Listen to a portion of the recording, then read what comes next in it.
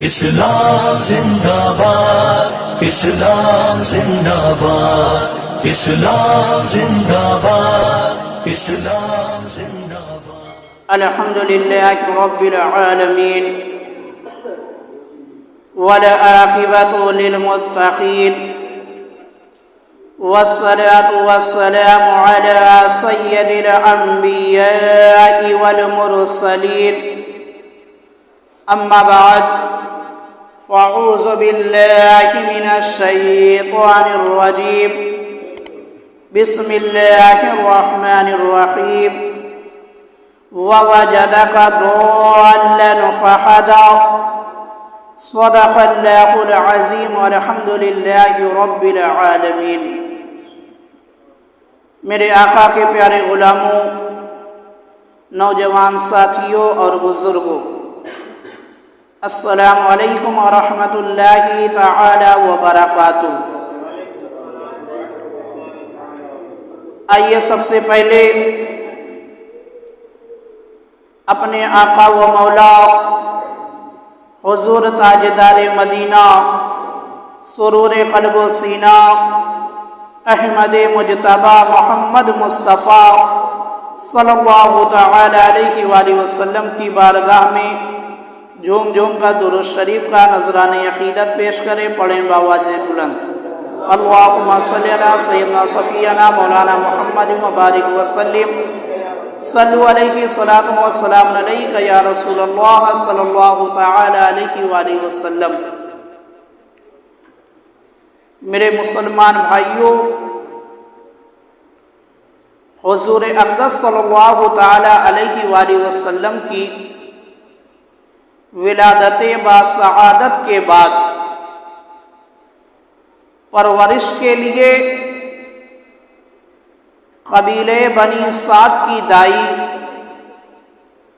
حضرت حلیمہ سعدیہ کے حوالے کیا گیا۔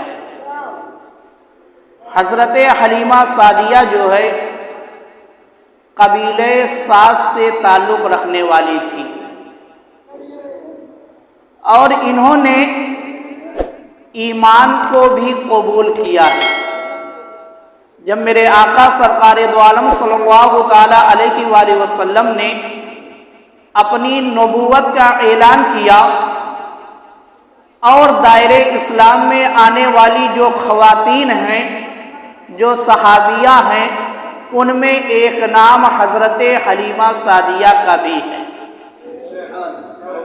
حلیمہ سعدیہ جب میرے آقا سرکار دو عالم صلی اللہ تعالی علیہ وآلہ وسلم کو لے کر مکہ سے نکلتی ہیں، جب آپ میرے آقا کو لے کر مکہ سے نکلتی ہیں تو جو اونٹنی آتے وقت، یعنی جب حلیمہ سعدیہ قبیلے سعد سے مکہ آ رہی تھی تو آپ کی اونٹنی جو ہے بالکل کمزور اور لاغر تھی، بالکل کمزور اور لاغر تھی، یہاں تک کہ اونٹنی جو ہے چند قدم چلتی تھی پھر بیٹھ جاتی تھی کمزوری کی وجہ سے۔ مگر جب میرے آقا سرکار دو عالم صلی اللہ تعالی علیہ وآلہ وسلم کا قدم پڑ گیا، جب میرے آقا اس کی اونٹنی پر سوار ہو گئے، جو اونٹنی آتے وقت جو ہے چل نہیں پا رہی تھی کمزوری کی وجہ سے، اس اونٹنی پر جب میرے آقا سوار ہو گئے، اب وہی اونٹنی جو ہے ہوا سے بات کرنے لگی، وہی اونٹنی ہوا سے بات کرنے لگی۔ میرے آقا کا قدم پڑنا تھا کہ اونٹنی کے اندر عجب سی طاقت آ جاتی ہے، قوت آ جاتی ہے کہ اب وہی اونٹنی چلنا تو دور کی بات ہے، اب وہی اونٹنی ہوا سے بات کر رہی ہے، اور اتنی رفتار سے وہ اونٹنی چلنے لگی کہ قبیلے بنی سعد کی جو اور دائیاں مکہ آئی تھی حلیمہ سعدیہ کے ساتھ، وہ تو پہلے حلیمہ سعدیہ کو چھوڑ کر اپنے قبیلے کی طرف نکل چکی تھی، اور حلیمہ سعدیہ جو ہے وہ ابھی مکہ کے اندر ہی موجود تھی۔ مگر جب حلیمہ سعدیہ کی اونٹنی چلتی ہے اور ہوا سے بات کرتی ہے تو اتنی رفتار سے چلتی ہے اتنی رفتار سے چلتی ہے کہ حلیمہ سعدیہ کی اونٹنی جو ہے وہ تمام قبیلے والی خواتین کو پیچھے چھوڑ دیتی ہے۔ میرے مسلمان بھائیوں، کتابوں کے اندر آتا ہے کہ حلیمہ سعدیہ کی اونٹنی جو ہے اس طریقے سے چل رہی تھی کہ جیسے بجلی دوڑا کرتی ہے، جیسے بجلی دوڑا کرتی ہے، اس طریقے سے حلیمہ سعدیہ کی اونٹنی جو ہے قبیلے بنی سعد کی طرف جا رہی تھی۔ میرے مسلمان بھائیوں، تفسیر مظہری کے اندر ہے کہ حضرت حلیمہ سعدیہ رضی اللہ تعالی عنہا فرماتی ہیں، میں جن راستوں سے گزری وہ تمام علاقہ جو ہے قحط کی وجہ سے، بارش نہ ہونے کی وجہ سے خشک اور ویران تھا۔ یعنی جب آپ آ رہی تھی قبیلے بنی سعد سے، آپ مکہ آ رہی تھی، اس وقت کی کیفیت، اس وقت کے حالات جو تھے آپ بیان کر رہی ہیں کہ جب میں آ رہی تھی تو عالم یہ تھا کہ قحط کی وجہ سے، بارش نہ ہونے کی وجہ سے جو ہے ہر طرف جو ہے درخت خشک ہو چکے تھے، ہر چیز جو ہے پانی نہ پانے کی وجہ سے مرجھا چکی تھی، ہر طرف ویرانی چھائی ہوئی تھی۔ مگر اب اور آگے حلیمہ سعدیہ فرماتی ہے، لیکن جب میں سرکار کو لے کر واپس انہی راستوں سے گزری، جن راستوں سے آپ آئی تھی انہی راستوں سے گزری، تو وہ تمام راستے سرکار کی برکت سے سرسبز و شاداب ہو گئے۔ یعنی میرے آقا جدھر جدھر گزرتے گئے ادھر جو ہے ہریالی پھیلتی گئی۔ میرے آقا کے گزرنے کی ایسی برکت ظاہر ہوئی کہ حلیمہ سعدیہ فرماتی ہے کہ میں محمد الرسول اللہ صلی اللہ تعالی علیہ وآلہ وسلم کو لے کر جن راستوں سے گزرتی گئی میرے آقا کے گزرنے کی وجہ سے جو ہے ادھر ہریالی جو ہے پھیلتی چلی گئی، ہر طرف جو ہے سبزہ و شاداب ہوتا چلا گیا۔ یہ میرے آقا کے گزرنے کی برکت ہے، یہ میرے آقا کے گزرنے کی برکت ہے کہ میرے آقا جدھر جدھر نکل گئے ادھر ہریالی ہی ہریالی آ گئی۔ اور دیکھو میرے مسلمان بھائیوں، مدارج النبوہ کے اندر ہے کہ حضرت حلیمہ فرماتی ہیں، میں جب سرکار کو گودی میں لے کر، آپ فرماتی ہیں کہ جب میں سرکار کو گودی میں لے کر اپنے گھر کی طرف روانہ ہوئی، جب آپ میرے آقا کو لے کر اپنے گھر کی طرف جا رہی تھی تو جس درخت کے پاس سے، جس پہاڑ کے قریب سے، جس مکان کے قریب سے، جس پتھر کے قریب سے جو ہے گزرتی تھی حلیمہ سعدیہ، تو وہ درخت، وہ پہاڑ، وہ مکان، وہ پتھر مجھے سلام دیتے اور کہتے، حلیمہ تجھے مبارک ہو، تجھے مبارک ہو۔ حلیمہ سعدیہ بتاتی ہے کہ میں حضور کو لے کر جدھر جدھر گزر رہی تھی، راستے میں چاہے درخت پڑتا تھا، چاہے پتھر پڑتا تھا، چاہے مکان پڑتا تھا، ہر چیز جو ہے مجھے سلام کر رہی تھی اور مبارکبادی دے رہی تھی، اور درخت، پتھر، مکان، ہر چیز جو ہے حلیمہ سعدیہ کو مخاطب کر کے حلیمہ سعدیہ کو مبارکبادی اور یہ کہہ رہے تھے، تو اپنے قبیلے کی تمام دائیوں سے زیادہ شان والی ہو گئی ہے، تو اپنے قبیلے کی تمام دائیوں سے زیادہ شان والی ہو گئی ہے، عظمت والی ہو گئی ہے، مال والی ہو گئی ہے اور غنی ہو گئی۔ یعنی ہر چیز نے حلیمہ سعدیہ کو مبارکبادی بھی دی اور خوشخبری بھی سنائی اور سلام بھی پیش کیا۔ یہ میرے آقا سرکار دو عالم صلی اللہ تعالی علیہ وآلہ وسلم کی برکت ہے کہ جب میرے آقا حلیمہ سعدیہ کی گود میں آ گئے، حلیمہ سعدیہ کو کل تک جو بھی نہیں جانتا تھا، آج میرے آقا کی وجہ سے وہ حلیمہ سعدیہ کو پہچاننے لگا۔ میرے آقا نے حلیمہ سعدیہ کا نام اتنا بلند کر دیا، جب حلیمہ سعدیہ کی نسبت میرے آقا سے جڑ گئی، جب حلیمہ سعدیہ کی نسبت جو ہے میرے آقا سے جڑ گئی، جب حلیمہ سعدیہ کی الفت میرے آقا سے جڑ گئی، تو اب ہر چیز جو ہے حلیمہ سعدیہ کو پہچاننے لگی کہ یہی وہ دائی ہے، یہی وہ ماں ہے جنہوں نے میرے آقا کو دودھ پلایا ہے، جنہوں نے میرے آقا کو دودھ پلایا ہے، جنہوں نے میرے آقا کو سینے سے لگایا ہے۔ سوچو میرے مسلمان بھائیوں، آج کا مسلمان یہ چاہتا ہے کہ کم سے کم زندگی کے اندر ایک ہی مرتبہ سرکار کا دیدار ہو جائے،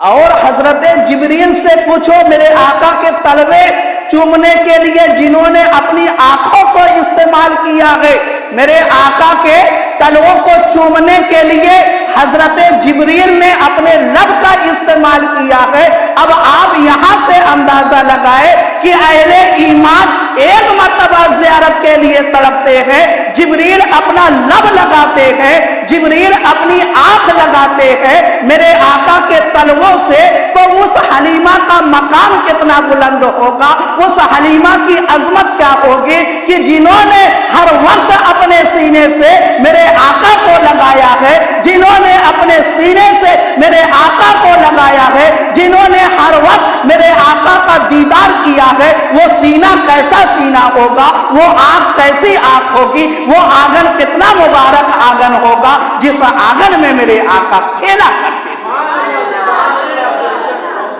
اور دیکھو میرے مسلمان بھائیوں، حضرت حلیمہ سعدیہ فرماتی ہیں، آج جتنی بھی بات میں سناؤں گا حضرت حلیمہ کا ہی قول سناؤں گا۔ حضرت حلیمہ سعدیہ فرماتی ہیں، میری سواری جا رہی تھی، اچانک میں نے کیا دیکھا، چند بکریاں جو ہے میری سواری کے قریب آ گئی۔ جب حلیمہ سعدیہ میرے آقا کو لے کر قبیلہ سعد میں جا رہی تھی تو راستے میں یہ منظر پیش آیا کہ چند بکریاں جو ہے حلیمہ سعدیہ کے سامنے آ گئی اور زبان حال سے کہنے لگی، کس طریقے سے جیسے انسان بات کرتے ہیں، انسان کی طرح وہ بکریاں بولنے لگی، انسان کی طرح وہ بکریاں بولنے لگی، اے حلیمہ تو جانتی ہے تیری گود میں کون آیا ہے؟ بکریاں حلیمہ سے سوال کر رہی ہے کہ اے حلیمہ، جس بچے کو تو لے کر جا رہی ہے، یہ بچہ جو تیری گود میں ہے، جو تیری اونٹنی پر سوار ہے، اے حلیمہ کیا تو جانتی ہے یہ کون ہے؟ تو کسے سینے سے لگا کر اپنا دودھ پلا رہی ہے؟ یہ بکریاں سوال کر رہی ہے۔ حلیمہ فرماتی ہیں کہ میں یہ بات سن کر خاموش رہی، یعنی آپ نے کوئی جواب نہیں دیا۔ وہ بکریاں جو انسانوں کی طرح گفتگو کر رہی تھی، انسانوں کی طرح بول رہی تھی، پھر بکریوں نے حضرت حلیمہ کو مخاطب کیا اور خود ہی بکریوں نے جواب دیا، اے حلیمہ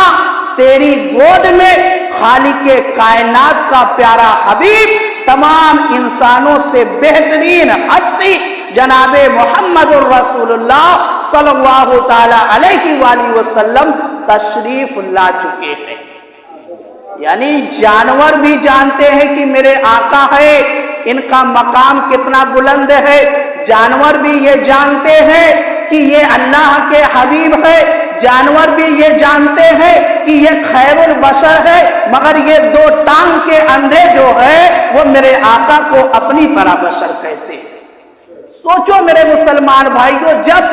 اللہ تعالیٰ دین لیتا ہے تو عقلیں چھین لیتا ہے، اللہ تعالیٰ جب دین لیتا ہے تو عقلیں چھین لیتا ہے۔ بکریوں نے خود حلیمہ کو مخاطب کر کے کہا کہ یہ تیری گود میں جو بچہ ہے یہ تمام انسانوں میں سب سے بہترین یعنی خیر البشر ہے، جن کی کوئی مثال ہی نہیں ہے، جن کی کوئی مثال ہی نہیں ہے۔ اور دیکھو میرے مسلمان بھائیوں، حضرت حلیمہ رضی اللہ تعالی عنہا فرماتی ہے جب میں اپنے گھر سرکار مدینہ صلی اللہ تعالی علیہ وآلہ وسلم کو لے کر پہنچی، جب حضرت حلیمہ میرے آقا کو لے کر اپنے قبیلے میں اپنے گھر پہنچی تو آپ فرماتی ہیں کہ رب کعبہ کی قسم، ہمارے محلے میں، ہمارے خاندان میں کوئی ایسا گھر نہ تھا جہاں کستوری، مشک اور عنبر کی خوشبو نہ گئی۔ ہر طرف، ہر مکان میں، پورے گاؤں میں خوشبو ہی خوشبو ہو گئی، پورے گاؤں میں خوشبو ہی خوشبو ہو گئی۔ میرے آقا جب قبیلے بنی سعد کے اندر پہنچے، حضرت حلیمہ سعدیہ کے مکان پر پہنچے تو میرے آقا کے جسم اطہر سے ایسی خوشبو نکلتی تھی، ایسی خوشبو نکلتی تھی کہ حضرت حلیمہ فرماتی ہے کہ پورا قبیلہ جو ہے میرے آقا کی خوشبو سے معطر ہو گیا، مہکنے لگا، مہکنے لگا۔ اور میرے آقا کے جسم اطہر سے تو ایسی خوشبو نکلتی تھی کہ صحابہ کرام فرماتے ہیں کہ جب ہم کو نبی کو تلاش کرنا ہوتا تھا تو ہم کسی سے پوچھتے نہیں تھے۔ صحابہ کرام فرماتے ہیں کہ جب میرے آقا اپنے مکان پر نہیں ملتے تو ہم کسی سے پوچھتے نہیں تھے کہ میرے آقا کدھر گئے ہیں، بلکہ صحابہ کرام مدینے کی گلیوں کو سونگا کرتے تھے، مدینے کی گلیوں کو سونگا کرتے تھے۔ کس لیے؟ اس لیے کہ میرے آقا جس راستے سے گزر جاتے ہیں وہ راستہ جو ہے مہکنے لگتا ہے، وہ راستہ مہکنے لگتا ہے۔ تو صحابہ کرام فرماتے ہیں کہ جس گلی میں خوشبو مل جاتی تھی، جس گلی میں خوشبو مل جاتی تھی، صحابہ کرام کہتے ہیں کہ ہم یہ جان جاتے تھے کہ ادھر سے میرے آقا گزرے، ادھر سے میرے آقا گزرے ہیں۔ ایسی خوشبو جو ہے میرے آقا کے جسم اطہر سے نکلتی تھی کہ میرے آقا جدھر سے گزر جاتے تھے، جہاں پر میرے آقا چلے جاتے تھے وہاں کی فضا بھی معطر ہو جاتی تھی، وہاں کے مکان بھی مہکنے لگتے تھے، وہاں کی گلیاں بھی مہکنے لگتی تھی۔ اور دیکھو میرے مسلمان بھائیوں، حضرت حلیمہ فرماتی ہیں میں حیران تھی، سوچا کرتی تھی کہ سارے بچے جو ہے رات کو رو کر 2-4 مرتبہ اپنی ماؤں کو جگایا کرتے، یہ بچوں کی عادت ہوتی کہ رات میں بچے روتے ہیں 2-4 مرتبہ ضرور، جس کی وجہ سے ماں کی جو ہے آنکھ کھل جاتی ہے، پھر دودھ پیتے ہیں تب جا کر وہ سوتے ہیں۔ پر حضور جو ہے رات کو کبھی میرے آقا جو ہے، میرے آقا نے کبھی بھی رات کو حضرت حلیمہ کو رو کر نہیں جگایا۔ میرے آقا نے کبھی بھی حلیمہ کی نیند میں خلل نہیں ڈالا۔ میرے آقا رات میں بیدار ہوتے تھے مگر میرے آقا روتے نہیں تھے، میرے آقا روتے نہیں تھے کہ رونے کی وجہ سے حضرت حلیمہ کی نیند خراب ہو جائے، حلیمہ کی نیند جو ہے ٹوٹ جائے یا حضرت حلیمہ کو پریشانی ہو۔ میرے آقا کبھی بھی جو ہے رو کر حضرت حلیمہ کی نیند میں میرے آقا نے خلل نہیں ڈالا۔ اب حضرت حلیمہ اسی بات سے پریشان تھی کہ کیا محمد رات میں بیدار ہوتے ہیں کہ نہیں۔ اب اسی بات کا پتہ لگانے کے لیے جو ہے ایک دن حضرت حلیمہ نے یہ پلان کیا کہ آج رات جو ہے اس کا اندازہ لگایا جائے، پتہ کیا جائے کہ کیا میرے آقا رات میں بیدار ہوتے ہیں کہ نہیں۔ اب حضرت حلیمہ فرماتی ہیں کہ ایک رات جو ہے چاند کی 14 تاریخ تھی، چاند کی 14 تاریخ تھی، میں نے سوچا آج سرکار کو دیکھوں گی یہ جاگتے بھی ہیں کہ نہیں۔ حضرت حلیمہ فرماتی ہیں جب آدھی رات کا وقت گزر گیا، جب آدھی رات گزر گئی تو حضرت حلیمہ فرماتی ہیں کہ میری آنکھ جو ہے کھل گئی، میری آنکھ کھل گئی۔ اور حضرت حلیمہ فرماتی ہیں کہ جب میری آنکھ کھلی تو میں نے کیا دیکھا کہ میرے آقا جھولے میں لیٹے ہوئے مسکرا رہے، حضرت حلیمہ فرماتی ہے کہ جب آدھی رات کو میری آنکھ کھلی تو میں نے کیا دیکھا کہ میرے آقا جو ہے اپنے جھولے میں مسکرا رہے ہیں، میرے آقا اپنے جھولے میں مسکرا رہے ہیں۔ ہمارے گھر کے بچے جب بیدار ہوتے ہیں تو روتے ہیں، مگر میرے آقا جب بیدار ہوئے ہیں تو میرے آقا مسکرا رہے، میرے آقا مسکرا رہے ہیں۔ اب حضرت حلیمہ نے جب میرے آقا کو مسکراتے ہوئے دیکھا تو آپ اور تعجب میں پڑ گئیں کہ آخر وجہ کیا ہے، آخر بات کیا ہے کہ محمد صلی اللہ تعالی علیہ وآلہ وسلم مسکرا رہے ہیں۔ اب حضرت حلیمہ فرماتی ہیں کہ جب میں نے غور سے دیکھا تو سرکار نے اپنے ید اللہ والے ہاتھ کی ایک انگلی اٹھائی ہوئی ہے، یعنی میرے آقا اپنے دست مبارک کو اٹھا کر میرے آقا نے ایک انگلی کو اٹھایا ہے اور آسمانوں کی طرف اشارہ کرتے ہیں۔ اسی جھولے کے اندر میرے آقا جلوہ گر ہے اور جھولے کے اندر سے ہی میرے آقا اپنی انگلی کو اٹھا کر آسمان کی طرف اشارہ کر رہے ہیں۔ اب حضرت حلیمہ فرماتی ہے کہ جب میں نے دیکھا کہ محمد الرسول اللہ صلی اللہ تعالی علیہ وآلہ وسلم اپنے انگلی سے آسمان کی طرف اشارہ کر رہے ہیں تو حضرت حلیمہ نے اپنی نظر کو جو ہے آسمان کی طرف کیا کہ میں دیکھوں آخر محمد اپنی انگلی سے آسمان کی طرف کیا کر رہے ہیں۔ تو حضرت حلیمہ فرماتی ہے کہ جب میں نے دیکھا آسمان کی طرف تو میرے آقا جو ہے اپنے جھولے سے انگلی کو جدھر جدھر گھما رہے ہیں، چاند جو ہے ادھر ادھر جا رہا ہے، چاند ادھر ادھر جا رہا ہے۔ جس طریقے سے پتنگ کی ڈور کو جدھر گھمایا جاتا ہے پتنگ ادھر ہی چلا جاتا ہے، اسی طریقے سے میرے آقا اپنے جھولے سے اپنی انگلی سے چاند کو جدھر جدھر اشارہ کر رہے ہیں، چاند جو ہے اسی طرف چلا جا رہا ہے، چاند اسی طرف چلا جا رہا ہے۔ اسی لیے میرے سیدی اعلیٰ حضرت نے فرمایا کھیلتے تھے چاند سے بچپن میں آقا، اس لیے کھیلتے تھے چاند سے بچپن میں آقا، اس لیے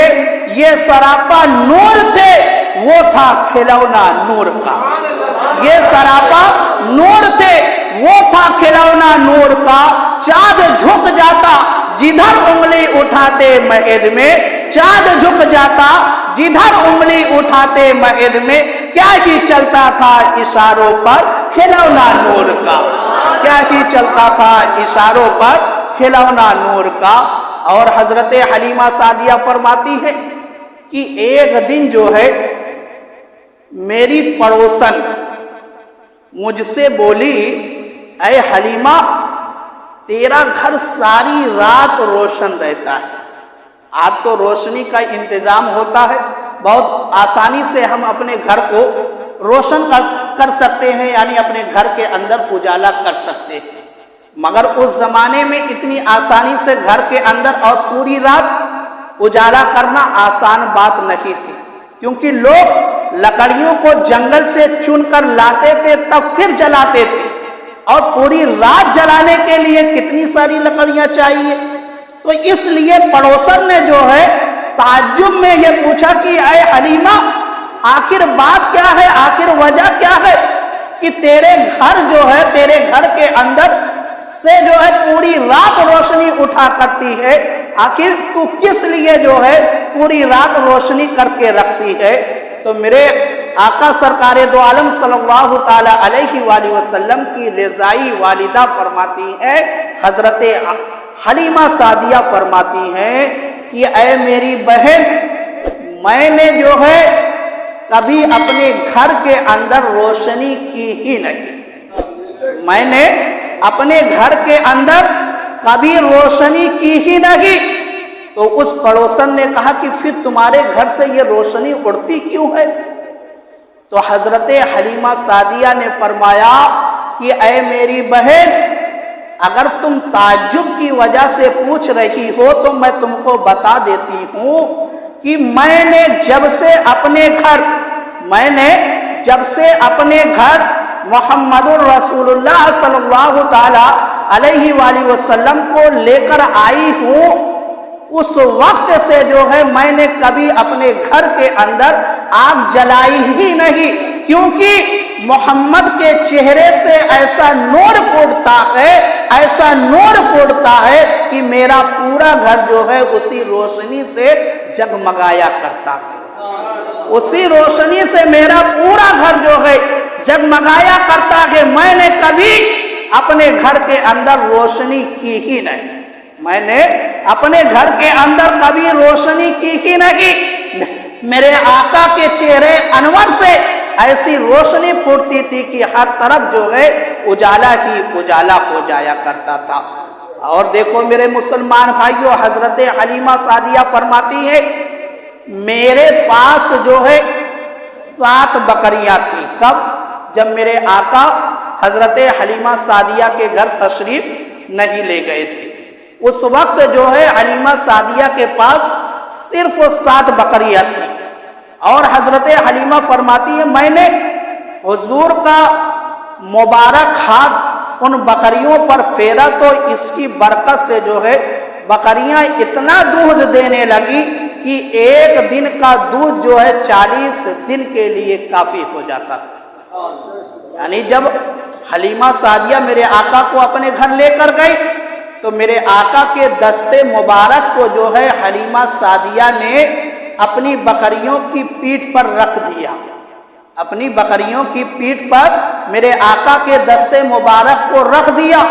اور ایسی برکت ظاہر ہوئی، ایسی برکت ظاہر ہوئی کہ وہ بکریاں اتنا دودھ دینے لگی، اتنا دودھ دینے لگی کہ ایک دن کا دودھ جو ہے 40 دن کے لیے کافی ہو جاتا، 40 دن کے لیے کافی ہو جاتا۔ اور حضرت حلیمہ فرماتی ہے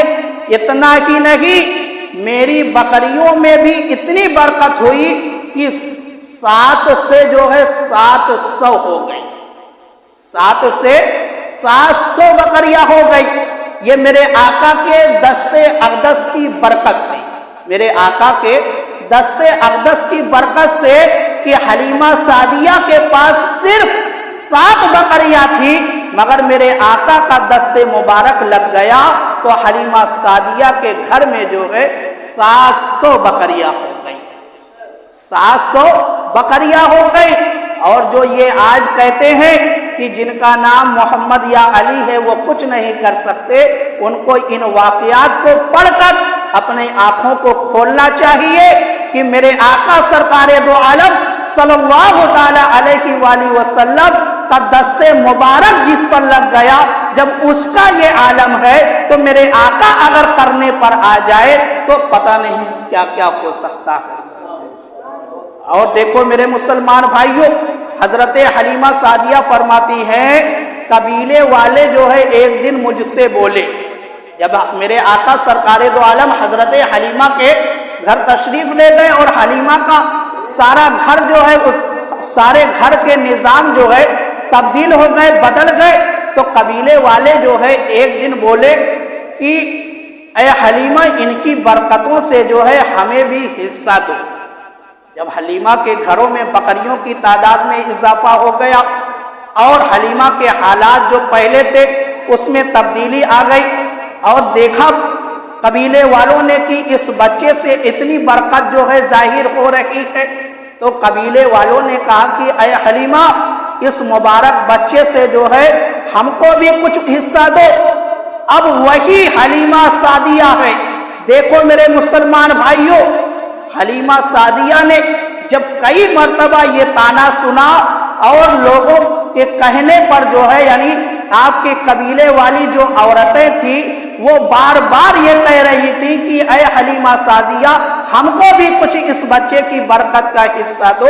اور حلیمہ سعدیہ یہ دیکھ رہی تھی کہ صبح سے شام تک جو ہے میرے گھر میں لائن لگی رہتی ہے، کوئی پانی لے کر آ رہا ہے، کوئی اپنے جانوروں کو لے کر آ رہا ہے، کوئی جو ہے اپنے بچوں کو لے کر آ رہا ہے، کوئی پریشان حال آ رہا ہے۔ صبح سے شام تک جو ہے حلیمہ سعدیہ کے گھر میں لائن لگی رہتی تھی، اس لیے کہ اس مبارک بچے کا ہاتھ جو ہے میرے جانور پر رکھ دیا جائے، میرے بچوں پر رکھ دیا جائے، پریشانوں کے سر پر رکھ دیا جائے۔ اس لیے جو ہے لوگ لائن لگا کر حضرت حلیمہ سعدیہ کے گھر کھڑے رہتے تھے اپنے نمبر کے لیے۔ تو جب اس طریقے سے بھیڑ کو حضرت حلیمہ سعدیہ نے دیکھا کہ اب ان پر قابو نہیں پایا جا سکتا، تو حضرت حلیمہ سعدیہ نے جو ہے اپنے گھر کے باہر دروازے کے سامنے ایک حوض کھدوا دیا اور اس میں جو ہے میرے آقا کے قدم مبارک کو ڈلوا دیا، اور ڈلوانے کے بعد جو ہے حضرت حلیمہ سعدیہ نے اپنے قبیلے والوں کو مخاطب کر کے فرمایا کہ اب جس کو محمد کے قدموں کا دھون چاہیے وہ اس حوض سے جو ہے پانی لے جا سکتا ہے۔ اب جس کو برکت والا پانی چاہیے، جس کو اپنے جانوروں کو صحت مند بنانا ہے، اور جس کو جس بھی مصیبت سے چھٹکارا پانا ہے، وہ اس تالاب سے پانی لے جا سکتا ہے، کیونکہ میں نے اس تالاب کے اندر جو ہے محمد الرسول اللہ صلی اللہ تعالی علیہ وآلہ وسلم کا قدم مبارک ڈال دیا ہے۔ اور دیکھو میرے مسلمان بھائیو، آخری واقعہ سن لیں کہ حضور کی جو ہے عمر مبارک جب 9 سال ہوئی، میرے آقا کی عمر مبارک 9 سال ہوئی، تو میرے آقا جو ہے بالکل صاف کلام کرنے لگے، یعنی آپ بالکل صاف 9 سال کی عمر میں گفتگو کرنے لگے، بولنے لگے۔ اور حضرت حلیمہ سعدیہ فرماتی ہیں کہ حضور کو لڑکے کھیلنے کے لیے بلاتے، جیسے آج بچوں کو ایک بچہ دوسرے بچے کو کھیلنے کے لیے بلاتا ہے، تو میرے آقا کو بھی بچے جو ہے کھیلنے کے لیے بلاتے تھے۔ تو میرے آقا ارشاد فرماتے، مجھے کھیلنے کے لیے پیدا نہیں کیا گیا ہے، مجھے کھیلنے کے لیے پیدا نہیں کیا گیا ہے۔ کاش آج اسی نبی کا کلمہ پڑھنے والے مسلمان بھی یہ سمجھ لیں کہ ہم کو کس مقصد کے لیے پیدا کیا گیا ہے، تو کتنا اچھا ہو جائے گا۔ میرے مسلمان بھائیوں، ہم اور آپ کو صرف کھیلنے کے لیے یا کمانے کے لیے یا کھانے کے لیے نہیں پیدا کیا گیا، اور بے مقصد بھی نہیں پیدا کیا گیا ہے، کیونکہ اللہ تعالیٰ نے قرآن کے اندر ارشاد فرمایا ہے کہ میں نے تم کو جو ہے عبث یعنی بیکار نہیں پیدا کیا ہے، بلکہ کچھ مقصد کے لیے تم کو پیدا کیا ہے۔ اور اس مقصد کو جو ہے اللہ تعالیٰ نے دوسرے مقام پر واضح کیا ہے کہ اللہ تعالیٰ نے فرمایا کہ میں نے جو ہے انسان اور جنات کو اپنی عبادت کے لیے پیدا کیا۔ تو معلوم کیا ہوا کہ ہمارا دنیا میں آنے کا جو مقصد ہے وہ صرف کھانا اور کمانا نہیں ہے، بلکہ اصل مقصد جو ہے وہ عبادت الہی ہے۔ اصل مقصد عبادت الہی ہے۔ تو ہم کو اپنے مقصد کو بھی پہچاننا چاہیے، اپنے مقصد کو بھی یاد رکھنا چاہیے، اپنے مقصد کو بھی پورا کرتے رہیں، اور اسی میں سے جو ہے کماتے بھی رہیں، کھاتے بھی رہیں۔ یعنی کچھ جو وقت عبادت کے لیے مقرر کیا گیا اس میں عبادت کی جائے، جو وقت کمانے کے لیے بنایا گیا ہے اس میں کمایا جائے، تاکہ دونوں کام جو ہے ہوتا رہے، نہ کہ پوری زندگی کو جو ہے صرف ایک ہی کام میں صرف کر دیا جائے۔ اس میں جو ہے عقل مندی نہیں ہے۔ عقل مندی اسی میں ہے کہ اللہ کے حکم پر عمل کرتے ہوئے اپنی زندگی کو گزارا جائے۔ اللہ تعالیٰ کی بارگاہ میں دعا ہے کہ مولا تعالیٰ ہم سب کو عمل کرنے کی توفیق عطا فرما۔ وآخر دعوانا الحمدللہ رب العالمین۔